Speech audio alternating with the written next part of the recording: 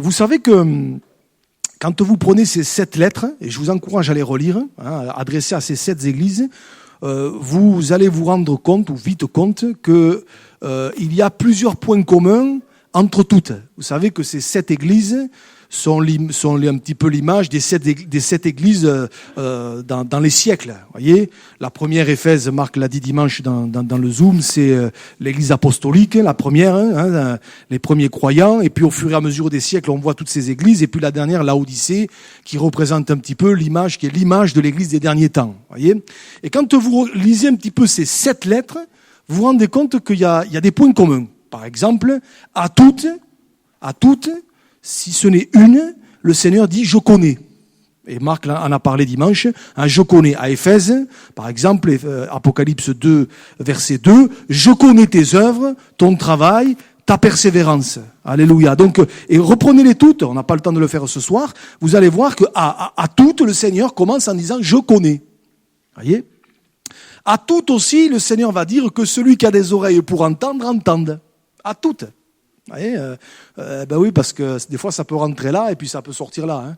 Vous voyez, on peut avoir des oreilles et ne pas entendre, comme on peut avoir des yeux et ne pas voir. Vous voyez. Et puis j'ai noté aussi que à toutes, et vous pourrez le relire, vous pourrez le vérifier, ça se termine de la même façon. Il est dit à celui qui vaincra. Et ça, Marc en a parlé un petit peu dimanche aussi. Relisez, vous allez voir, à celui qui vaincra. Vous voyez, ça nous rappelle que quelque part, dans la vie chrétienne, il ne s'agit pas simplement d'avoir pris le départ, il faut aller jusqu'au bout. C'est celui qui persévérera jusqu'à la fin qui sera sauvé. Vous savez que le leitmotiv de Pierre de Coubertin, c'était l'important, c'est de participer. Mais ça, c'est pas valable dans la vie chrétienne. Dans la marche avec Dieu, l'important, c'est pas de participer. L'important, c'est d'arriver au bout.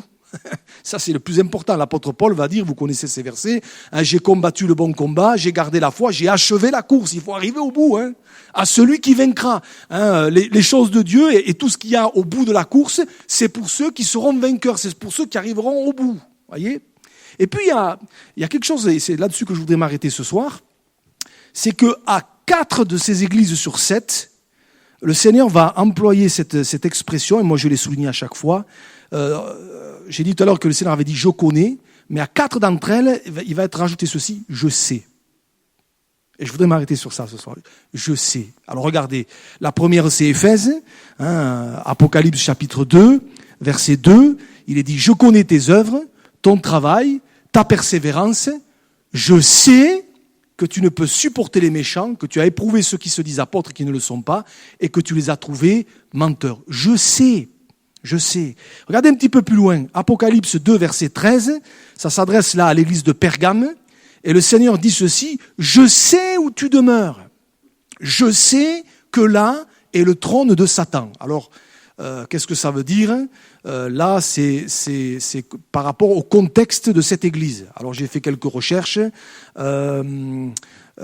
L'explication, quand le Seigneur dit « je sais où tu demeures, je sais que là est le trône de Satan », l'explication la plus plausible est celle-ci, c'est celle que je vais vous donner. Alors pourquoi la plus plausible ? Parce qu'il y a une autre explication, mais la plupart des commentateurs disent que c'est ce que je vais vous dire là qui est en principe ce qui est retenu le plus, c'est qu'en 29 avant Jésus-Christ, un temple avait été élevé à Pergame, et ce temple était consacré à l'empereur de Rome et à la déesse de Rome. Voyez, et donc il y avait un culte de l'empereur dans cette ville, voyez, et donc les chrétiens ne voulaient pas participer à ça, n'adoraient pas l'empereur, voyez, et à partir de là, à cause de ça, il y a eu tout un tas de persécutions dans cette ville, voyez, et donc il est plus que probable que le trône de Satan dont il est question ici, c'était ce temple qui était à Pergame, voyez, c'était ce temple-là, voyez. Alors pour la petite histoire, moi j'ai réfléchi à ça, ils n'ont pas voulu adorer l'empereur de Rome. Si vous mettez ça aujourd'hui, si vous retranscrivez ça aujourd'hui, bon, je vous laisse faire la conclusion tout seul. L'empereur de Rome aujourd'hui, bon bref. Mais c'est pour ça que le Seigneur dit je sais où tu demeures, je sais que là est le trône de Satan. Et je me dis quelque part que pour nos vies personnelles, si ça a dû faire du bien aux chrétiens de Pergame à ce moment-là, d'entendre le Seigneur, une des premières choses de leur dire « Je sais où tu demeures, je sais que là est le trône de Satan », c'est comme si le Seigneur est en train de leur dire « Je connais votre contexte ». Je connais ce que vous vivez, je sais ce que tu vis, je sais ce que tu traverses, je sais ce que tu endures, je connais ton actualité. Et je me dis, mais quelque part, si c'était bon pour l'église de Pergame à ce moment-là d'entendre ces paroles, mais je crois que c'est bon de l'entendre pour nous encore aujourd'hui. D'entendre le Seigneur peut-être ce soir encore nous dire, mais je sais, je connais ton contexte, je sais ce que tu vis, je sais ce que tu traverses. Je sais ce que tu endures. Je sais que c'est pas facile. Je sais que ce que tu vis, c'est pas simple. Je le sais. Et je me dis, mais combien ça a dû leur faire du bien à ces chrétiens qui, je le répète, subissaient la persécution. La première parole qu'il leur dit, c'est je sais. Je sais. Et j'ai envie de nous dire, peut-être ce soir, entendons le Seigneur nous dire, je sais ce que tu vis. Je sais ce que tu traverses, je sais ce que tu ressens. Voyez, et ça fait tellement de bien, voyez. Je crois que c'est important de le réaliser, parce que un des plus grands, entre guillemets, boulots de l'ennemi de notre âme, c'est quoi? C'est de nous faire douter de cette réalité. Voyez, parce que souvent notre problème, c'est que on a l'impression, à cause de ce qu'on vit, que le Seigneur il sait pas justement. Parce que ça, c'est nos raisonnements humains, voyez. Des fois, on se dit, mais si le Seigneur savait, alors les choses se passeraient différemment. Alors les choses se passeraient autrement. Alors le Seigneur ne me laisserait pas peut-être dans cette situation. Alors le Seigneur peut-être m'exaucerait plus vite, vous voyez. Mais je crois que c'est bon ce soir de confesser cette réalité. Le Seigneur sait. Et même si le diable vient essayer de nous faire douter de cette réalité, qu'on puisse garder et serrer ça sur notre cœur et peut-être repartir avec cette parole. Le Seigneur, il sait. Il sait ce que je vis. Il sait ce que je traverse, il sait ce que je subis. Il savait ce qui se passait à Pergame, il savait leur contexte. Le Seigneur sait ton contexte à toi. Et moi, ça me fait un bien. Waouh, voyez. Regardez, on continue.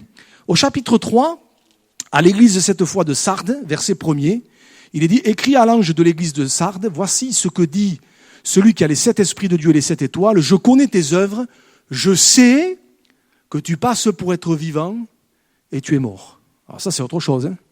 Voyez, il semblerait qu'à Sardes, du moins certains, parce qu'un petit peu plus loin, le Seigneur va dire, néanmoins, cependant, tu as à Sardes quelques hommes qui n'ont pas souillé leurs vêtements, mais il semblerait qu'à Sardes, beaucoup se contentaient d'apparence. Hein. Tu passes, tu fais semblant, tu joues au chrétien, tu as un masque de chrétien, mais en fait, à l'intérieur, tu es mort. Voyez, le Seigneur dit, je sais, voyez. Et un petit peu plus loin, 4e fois, à l'église de Laodicée, Apocalypse 3, verset 15, je connais tes œuvres, voyez, je connais, ça revient, et je sais que tu n'es ni froid ni bouillant, puisses-tu être froid ou bouillant. Voyez, donc même ça, le Seigneur sait. Le Seigneur sait où on en est ce soir. Hein. Il sait notre contexte, il sait ce qu'on vit, ce qu'on endure, mais il sait aussi où on en est au niveau de la foi. Hein.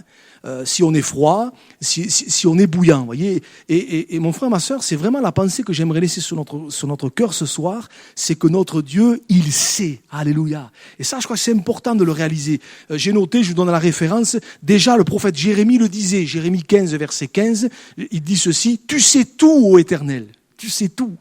David, dans le psaume 139, disait « Tu sais quand je me lève, tu sais quand je m'assois. Hein » Vous connaissez un petit peu ce psaume, il est magnifique et je vous encourage à le lire. David dit « Tu sais quand je m'assieds, quand je me lève, tu sais quand je marche et quand je me couche, et tu pénètres toutes mes voies, etc. etc. » Vous voyez, le Seigneur sait. Et je crois que ça, quelque part, ça doit nous encourager. C'est important qu'on puisse le confesser parce que ça va fermer la porte du doute dans notre cœur.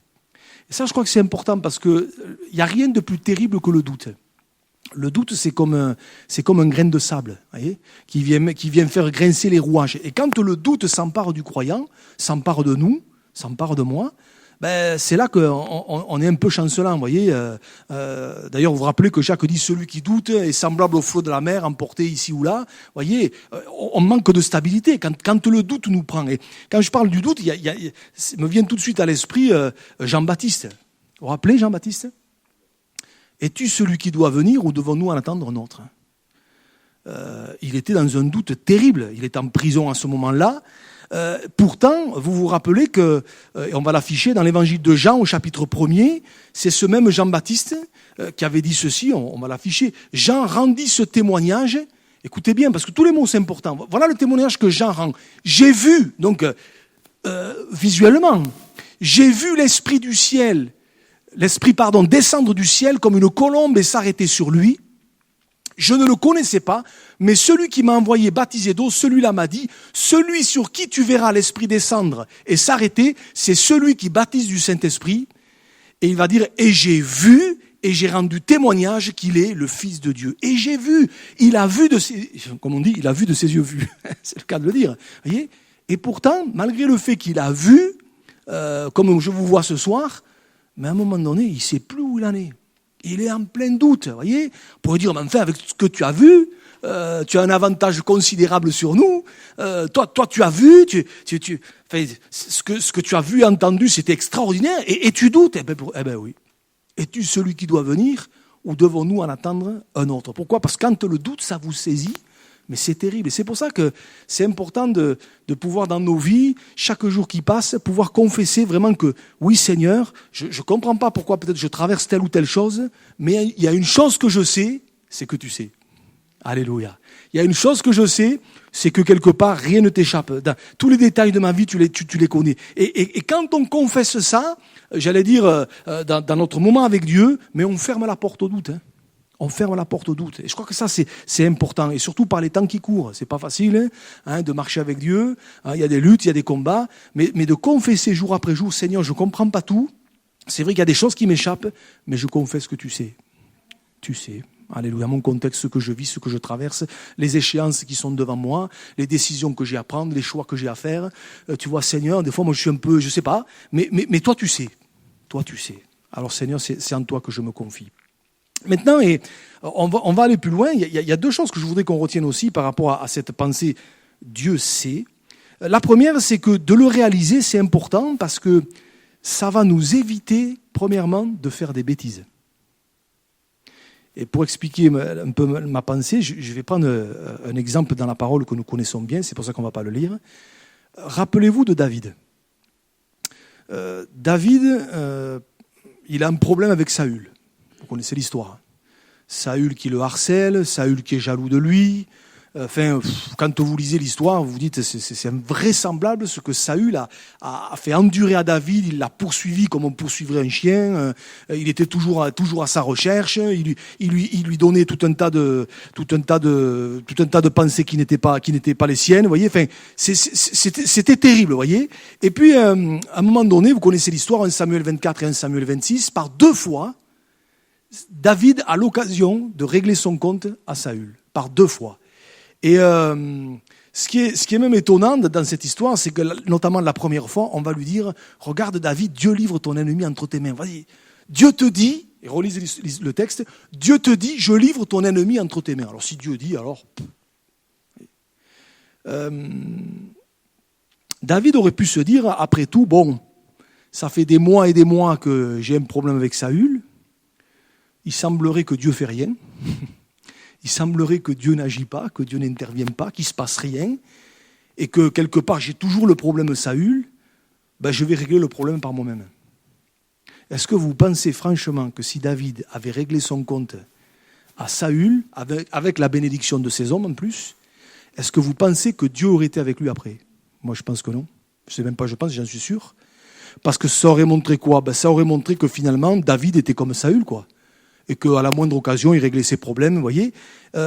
Quelque part, mais heureusement que David n'a pas fait ça, vous voyez, mais qu'il s'est confié en Dieu. D'ailleurs, vous vous rappelez, il va dire, mais c'est pas à moi à le toucher, c'est à Dieu à s'en occuper, ou, vous voyez, et puis Dieu s'en est occupé. Enfin, Dieu, c'est par le biais des Philistins, c'est Dieu qui s'est occupé du problème. Et je crois que c'est intéressant de le réaliser parce que je crois que parfois on peut être dans des situations. Alors David, c'était avec Saül, mais parfois dans nos vies, dans nos contextes, on peut avoir l'impression que rien ne se passe, que quelque part Dieu n'agit pas, ou que Dieu n'intervient pas, ou que quelque part Dieu n'exauce pas. Vous voyez, on se dit le temps passe, la situation elle est toujours pareille, comme David avec Saül, vous voyez, la situation était toujours pareille, il y avait rien qui changeait. Et des fois on peut être dans ce genre de situation où on a l'impression que rien ne bouge, rien ne change, c'est toujours pareil, et la tentation est grande à ces moments-là de dire je vais faire les choses moi.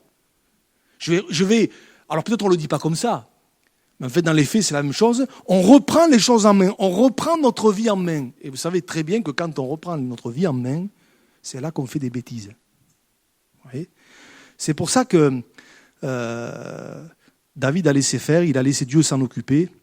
Je ne sais pas ce soir si peut-être on passe par des moments où on est sous pression, des moments où c'est pas évident. Mais j'aimerais vraiment nous encourager les uns les autres à laisser faire le Seigneur. Laisse faire le Seigneur. Il y a des choses, c'est pas à nous à le faire. Si on veut le faire nous, ça va faire du dégât. Si on veut s'en occuper nous, bien sûr, après il y a des choses, c'est notre responsabilité de les faire, on se comprend. Mais après, une fois qu'on a fait notre part, ce qu'on avait à faire, après il faut laisser le Seigneur gérer les choses. Il faut laisser gérer celui qui sait. Celui qui sait. Dans l'histoire de David et Saül, Dieu a géré les choses, hein. Dieu s'en est occupé. Et ce que Dieu avait prévu pour David s'est passé.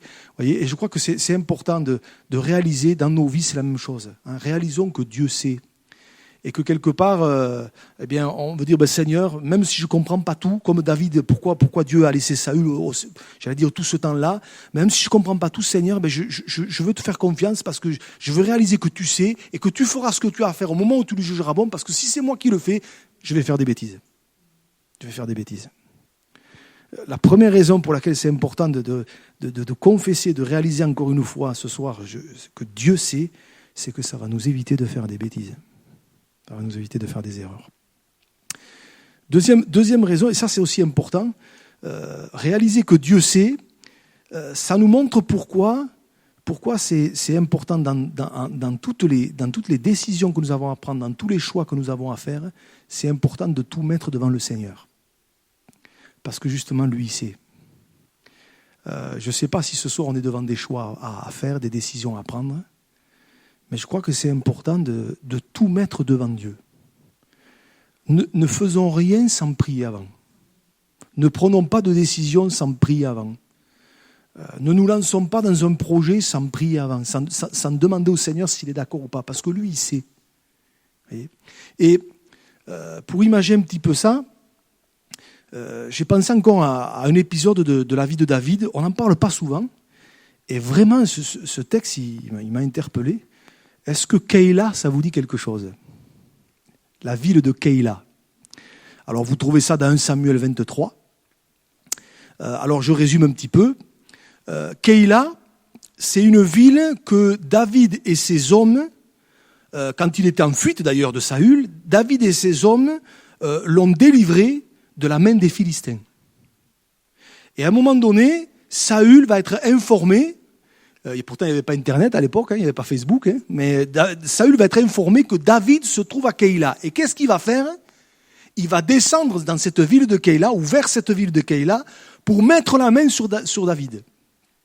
Et David va la prendre. Et là, regardez ce qu'il est dit, c'est très intéressant, 1 Samuel 23, verset 7. Saül fut informé de l'arrivée de David à Keïla, et il dit, regardez un petit peu la pensée qui était de celle de Saül à ce moment-là. Il dit, Dieu le livre entre mes mains, car il est venu s'enfermer dans une ville qui a des portes et des barres. Et Saül convoqua tout le peuple à la guerre, afin de descendre à Keïla et d'assiéger David et ses gens. David, ayant eu connaissance du mauvais dessein que Saül projetait contre lui, dit au sacrificateur Abiathar, apporte l'éphod. Heureusement que David a fait ça. Et David dit, qu'est-ce qu'il va faire ? Par rapport à la situation, qu'est-ce qu'il va faire ?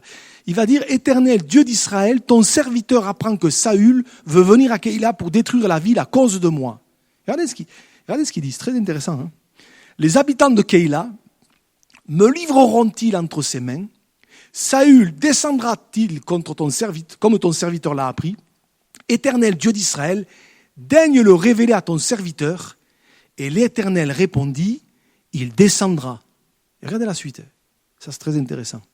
David dit encore, les habitants de Keïla me livreront-ils, moi et mes gens, entre les mains de Saül ? Alors je m'arrête là, je vais finir la fin du verset, laisse-le. Rappelez-vous que je vous ai dit que David avait délivré Keïla et ses habitants de la main des Philistins. Donc David était quand même en droit d'attendre de la reconnaissance de ces gens de Keïla. Avec ce qu'il avait fait pour eux quand même, je sais pas moi, si quelqu'un vient vous délivrer d'une situation, il vous résout un problème, enfin, il vous aide, il vous secoue, il vous enlève une épine du pied, enfin, appelez ça comme vous voulez, quoi. La moindre des choses, c'est d'être reconnaissant avec lui, enfin, je sais pas moi. Voyez ? Et franchement, j'allais dire, David aurait pu se dire, avec ce que j'ai fait pour eux, Saül va arriver, ils vont me défendre, quoi. Ils vont m'aider. Ils vont être avec moi, ils vont pas me laisser tomber. Et comme je les ai aidés, ils vont me rendre l'appareil, quoi. Vous voyez, David aurait pu réagir comme ça. Mais heureusement qu'il s'est adressé à celui qui sait. À celui qui savait. Vous voyez, c'est pour ça que cette parole dans l'Apocalypse est importante. Je sais, je sais, je sais. Parce que là, dans cette situation, si David ne s'était pas adressé à celui qui sait, quand David est arrivé, il se serait retrouvé, en pensant qu'il allait être protégé, il se serait retrouvé seul, et Saül aurait mis la main sur lui. Et qu'est-ce que Dieu va lui dire? Peut-être sur le coup, il a dû être abasourdi, David. Hein, il a dit, mais c'est pas possible. Et l'Éternel répondit, ils te livreront. Mais il n'y avait que Dieu qui pouvait savoir ça. Il n'y avait que Dieu qui pouvait savoir ça. Voyez? Peut-être même qu'à la base, au départ, peut-être, il n'aurait pas livré David, mais Dieu savait que la finalité, c'est qu'il livrerait David, quoi. Voyez? Et je me dis, mais heureusement que David a consulté celui qui sait. Voyez? C'est pour ça que j'ai envie de nous dire ce soir, attention aux apparences, ne nous fions pas aux apparences. Des fois on se dit non, c'est bon, ça va aller, ça va le faire. Dans un domaine, dans un autre, on va dire oh, c'est bon, pas de problème. Je sais pas moi, le banquier va vous dire c'est bon, allez-y, allez-y. Mais t'as demandé d'abord à Dieu, parce que le banquier te dit allez-y, allez-y, mais un achat important. Mais je crois que c'est important de tout mettre devant Dieu. On ne peut pas faire les choses n'importe comment, même si les autres nous disent ouais c'est bon. Oui, mais les autres, vous savez, les conseillers, c'est pas les payeurs. Hein. Les gens qui vous disent oui c'est bien, moi si j'étais toi, mais t'es pas moi. Si j'étais toi, je le ferais. Sauf que après quand il y a la catastrophe, ceux qui vous ont dit si j'étais toi, je le ferais, ils sont plus là. Hein. Oui. David, il a eu le bon réflexe de s'adresser à celui qui savait. Et je me dis, quand je lis ce texte, je me dis mais franchement.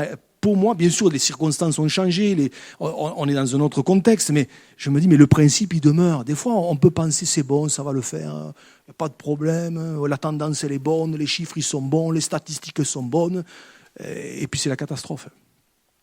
Là, c'est la catastrophe. Si David s'était fié à ce qui semblait être une bonne intuition, dans le sens de se dire, avec ce que j'ai fait pour eux, ils vont m'aider, peut-être qu'il serait mort ce jour-là. Voyez ?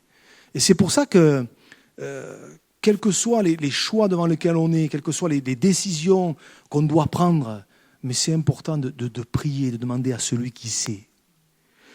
Parfois, Dieu ferme des portes et on ne comprend pas pourquoi. En général, on est comme ça, enfin peut-être pas vous, mais moi. Hein. Si Dieu ouvre une porte, on dit Alléluia.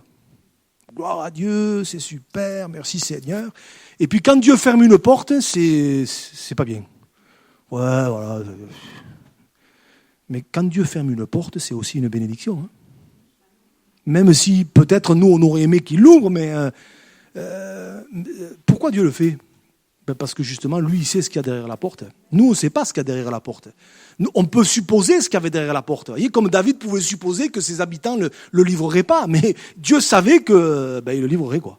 Voyez, et de la même façon, des fois, Dieu ferme des portes. Et des fois, alors je peux comprendre, parce que ça m'est arrivé, et ça vous est arrivé certainement. On est frustré sur le coup. On se dit, oh, mais moi je pensais que... Et au dernier moment, paf, la porte se ferme. Oh Seigneur, mais comment je vais faire ? Vous inquiétez pas. Parfois, pour que la bonne porte s'ouvre, il faut que les mauvaises se ferment d'abord. Et j'aime bien ce qui se passe. Je ne l'ai pas donné le verset, mais relisez Acte 16. Quand la porte de l'Europe s'est ouverte pour l'apôtre Paul, descend en Macédoine, passe, secours-nous, la vision du Macédonien, la porte s'ouvre, mais regardez, un petit peu avant, il y a 2 portes qui se sont fermées. Paul se disposait à entrer en Bithynie, l'Esprit de Jésus ne leur permit pas. Et vous regardez, après, vous relisez encore, il y a encore une autre porte qui s'est fermée. Il y a 2 portes qui se sont fermées pour que la bonne porte puisse s'ouvrir. Et parfois, dans nos vies, c'est la même chose. Dieu permet que des portes se ferment. Pourquoi ? Parce que lui, il sait ce qu'il y a derrière. Même si parfois on se dit, ouais, mais c'était pour le Seigneur, c'était spirituel. Oui, mais c'est pas parce que c'est spirituel, c'est pas parce que c'est pour le Seigneur ou pour la gloire de Dieu que c'est forcément bon. Hein. C'est pas pour ça que c'est forcément bon. Voyez, l'important, c'est de s'adresser à celui qui sait. Et David, dans cette situation-là, nous donne un exemple extraordinaire de pourquoi, en toute situation, il faut s'adresser à celui qui sait. Seigneur, voilà, bon, moi il me semble que dans telle ou telle situation, c'est ça qu'il faudrait faire, mais toi, qu'est-ce que tu ferais ? Si le Seigneur nous dit ok, vas-y, mais si le Seigneur nous dit non, voyez, c'est pas écrit, on pourrait lire la suite, mais peut-être, moi j'aurais aimé voir la tête de David. Quand Dieu lui dit, ils te livreront. Vous voyez ? Oh, c'est pas possible. Si. Ah, si. Voyez, mais heureusement qu'il l'a fait, quoi. Voyez. Et c'est pour ça que dans nos vies, je crois que c'est important de réaliser que mieux vaut s'adresser à celui qui sait. Seigneur, moi je pense savoir, mais bon, enfin, on ne sait pas. Donc c'est toi qui sais ce qu'il y a derrière toutes les portes. Seigneur, montre-moi. Et je veux vraiment croire, en tout cas je le crois de tout mon cœur, quand on est sincère, qu'on est honnête, Dieu nous montre. D'une manière ou d'une autre, Dieu nous parle. Dieu parle tantôt d'une manière, tantôt d'une autre. Dieu nous parlera, Dieu nous montrera, Dieu fermera les portes, Dieu s'arrangera pour faire en sorte que les choses se mettent en place, parce que ça c'est le boulot de Dieu, ça il sait le faire, c'est pas le nôtre. C'est pour ça que ce soir, je ne sais pas où on en est, mais si peut-être il y a des directions, des orientations, ne le faisons pas sans s'adresser à celui qui sait. Alléluia. Je termine, je ne veux pas être trop long. Je crois que c'est important ce soir de parler de ça, parce que sinon le doute peut vite s'installer. Voyez, notre Dieu est celui qui sait. Il connaît notre contexte, comme à Pergame. Je sais que là est le trône de Satan. Vous voyez, et de la même façon, dans nos vies, Dieu connaît notre contexte. Et ça m'a fait penser à un dernier texte. Je vais finir par là. Dans les évangiles, dans l'évangile de Luc, chapitre 13, il y a ce fameux passage-là qui est très intéressant quand on y réfléchit. Quand à un moment donné, des gens sont venus trouver Jésus pour lui parler de quelque chose qui s'était passé. Vous connaissez ce texte, en ce même temps, Luc 13, verset 1er. En ce même temps, quelques personnes qui se trouvaient là racontaient à Jésus ce qui était arrivé à des Galiléens dont Pilate avait mêlé le sang avec celui de leur sacrifice. Bon, pas très réjouissant tout ça. Il leur répondit, « Croyez-vous que ces Galiléens fussent de plus grands pécheurs que tous les autres Galiléens parce qu'ils ont souffert de la sorte ? Non, je vous le dis, mais si vous ne vous repentez, vous périrez tous également. » Et regardez, ça c'est très intéressant, le verset 4. Parce que ça, c'est Jésus qui le dit. On ne vient plus lui rapporter un fait, mais Jésus dit, ou bien ces 18 personnes sur qui est tombée la tour de Siloé et qu'elle a tué, croyez-vous qu'elles fussent plus coupables que tous les autres habitants de Jérusalem ? Et il va répondre la même chose, non, je vous le dis, mais si vous ne vous repentez, vous périrez tous également. Mais ce qui est intéressant ici, au travers de cette parole de Jésus, c'est de se rendre compte que Jésus était au courant de l'actualité de son époque. Il savait ce qui se passait. Vous voyez, il n'a pas besoin qu'on vienne lui dire. Le Seigneur était au courant. Et cette histoire de la tour de Siloé qui était tombée, qui avait tué 18 personnes, le Seigneur, il savait, il connaissait cette actualité-là. Vous voyez. Et c'est très intéressant parce que ça nous montre que de la même façon que Jésus connaissait l'actualité de son époque, l'actualité de l'endroit où il était, de la région, du pays dans lequel il se trouvait, de la même façon, Jésus connaît l'actualité de notre vie. Il la connaît. Et quand je réfléchis à ça, je me dis, cette tour de Siloé qui est tombée sur ces gens, eh bien, ça nous parle de tout ce qui parfois peut nous tomber sur la tête. Je ne sais pas ce qui t'est tombé sur la tête ces derniers temps, ces derniers mois, ces dernières semaines, mais le Seigneur, il le sait. Il savait, le Seigneur, que cette tour de Siloé, vous voyez, il n'a pas appris, c'est à dire, ah bon ? Non, il savait. Et des fois, il nous tombe des choses dessus. Voilà, c'était pas prévu, ça nous tombe dessus, ça fait mal. Et bon, mais je crois que c'est important de réaliser que le Seigneur, il sait. Il sait. Et c'est pour ça que c'est bon de se confier en lui. Et ce soir, je ne sais pas, bon, il y a des choses qu'on dit, il y a des choses qu'on ne dit pas, on se connaît plus ou moins, mais en fait, des fois, on se connaît, mais on ne se connaît pas. On sait, mais on ne sait pas. Parce que, des fois, on a de la pudeur, on ne dit pas tout, des fois, on garde des choses pour nous. Vous voyez, c'est pour ça, on peut dire, oui, des fois, on sait qu'un tel, il a vécu ça, un tel, il est passé par là, mais il y a des tas de choses qu'on ne sait pas. Hein. Il y a des choses qu'on ne sait pas. Et peut-être pendant cette période de confinement, pendant ces 3-4 derniers mois, là, où on a été un peu espacés les uns des autres, où on ne se voyait que sur l'écran, peut-être il y a des choses qui te sont tombées dessus. Ce n'était pas prévu au programme. Hein. Parce que ces gens-là, ces 18 personnes, ce n'était pas prévu au programme hein, de se prendre la tour sur la tête. Hein. Ce n'était pas prévu. Et des fois, on se prend des trucs sur la tête. Hein, ça peut être une mauvaise nouvelle, ça peut être des tas de choses. Et ça vous tombe dessus et... c'est bon dans ces moments-là, déjà de réaliser et de confesser, Seigneur, ça m'est arrivé, je ne l'ai pas vu venir, je ne pensais pas que ça m'arriverait, mais Seigneur, je veux confesser que toi, tu savais. Toi, tu sais. Et c'est pour ça que je veux te faire confiance. Parce que, nous, des fois, on est pris de court, on est pris au dépourvu, on est là, on ne sait pas trop quoi faire, hein. On ne sait pas trop qu'est-ce qu'il faut faire ou pas faire, ou dire ou pas dire, mais lui, il sait. Et c'est pour ça que c'est bon de se confier en lui. Et ce soir, c'est la pensée que je voudrais laisser sur notre cœur. Et au travers de ces 7 lettres aux églises d'Asie, plusieurs fois le Seigneur dit « je sais ». Et c'est bon encore ce soir de s'entendre dire, par rapport à chacun de nos contextes, d'entendre le Seigneur qui nous dit je sais, je suis au courant. Peut-être même le pasteur il ne le sait pas, parce que le pasteur il ne sait pas tout. Un tel il ne le sait pas, un tel il ne le sait pas, mais moi je sais. Et je suis avec toi. Alléluia. Et moi ça m'encourage, ça me fait du bien. Ça me fait du bien. Je l'ai dit tout à l'heure, mais les chrétiens de Pergame, ça a dû leur faire tellement de bien de s'entendre dire « je sais où tu demeures, je sais ton contexte ». Et peut-être ce soir, je finis par là, de réaliser que vraiment le Seigneur sait bien plus que ce qu'on croit. Des fois, on pense que non. Et puis le diable, il vient, il dit « mais regarde, tu vois, si Dieu savait, si Dieu était tout-puissant, si Dieu était omniscient, etc. S'il savait tout, t'arriverais pas à ça. Hein » Mais ce soir, on veut terminer ces moments vraiment en confessant, en disant « Seigneur, comme Jérémie qui a dit « Tu sais tout, Éternel », ce soir, je veux terminer en confessant, en disant « Seigneur, tu sais tout. Tu sais tout de nos vies, tu sais tout de nos contextes, tu sais tout de notre actualité, tu sais tout de l'Église, tu sais tout, du début à la fin. » Alors Seigneur, c'est en toi que je veux me confier. C'est en toi que je veux me confier. Si j'ai des choix à faire, des décisions à prendre, je veux m'adresser à celui qui sait. Seigneur, si des fois il y a des situations qui m'échappent, je veux pas faire par moi-même parce que je vais faire des bêtises. Je veux m'adresser et m'attendre à celui qui sait. Alléluia. Et le Seigneur étendra sa main. Alors que Dieu nous aide et que vraiment encore ce soir, on puisse saisir ça comme une parole pour notre cœur et dire, bon, mais Seigneur, je veux garder ça dans mon cœur, je veux rejeter tous les mensonges du diable qui me dit, regarde, c'est pas normal, tu vois, il est où ton Dieu? Non, Seigneur. Je veux confesser que tu es celui qui sait. Alléluia. Seigneur, encore ce soir, je réalise, Seigneur, que tu sais. Tu l'as dit à plusieurs de ces églises, Seigneur, à Éphèse, à Pergame, tu l'as dit à Sardes, tu l'as dit à Laodicée, Seigneur, et tu nous le dis à nous ce soir. Seigneur, merci parce que, Seigneur, tu sais nos contextes, tu sais aussi où on en est sur le plan spirituel. Seigneur, nous ne voulons pas être comme à Sardes, Seigneur, ils passaient pour être vivants, ils étaient morts, Seigneur. On ne veut pas être comme à Laodicée, entre deux eaux tièdes. Alors Seigneur, toi qui sais tout, Seigneur, vraiment, voulons vraiment encore ce soir te rendre toute la gloire, Seigneur. Merci d'avoir un Dieu tel que toi. Nous, Seigneur, finalement, on ne sait pas grand-chose. Je ne sais pas grand-chose. Des fois, on croit savoir, mais on ne sait rien, en fait. Seigneur, toi, tu sais tout. Alors Seigneur, c'est vers toi que nous tournons nos regards. C'est vers toi, vers qui, Seigneur, vers qui nous tournons encore ce soir. Parce que nous avons tellement besoin de toi.